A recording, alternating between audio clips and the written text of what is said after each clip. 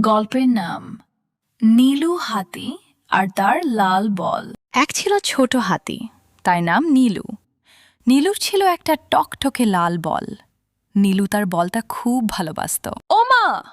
নীলু জোরে বলটা মারল আর বলটা হারিয়ে গেল। নীলু বলল, আমার লাল বলটা কোথায় গেল?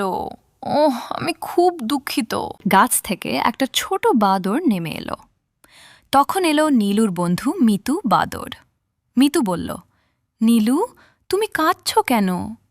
নীলু বলল, আমার লাল বলটা খুঁজে পাচ্ছি না।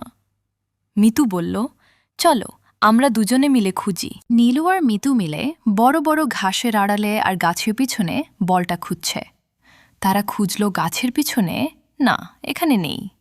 তারা খুঁজল বড় পাথরের নিচে, না, এখানেও নেই। হঠাৎ দেখা গেল একটা হলুদ ফুলের ঝোপের আড়ালে লাল বলটা উকি দিচ্ছে। ওই দেখো, একটা হলুদ ফুলের আড়ালে লাল বলটা লুকিয়ে আছে।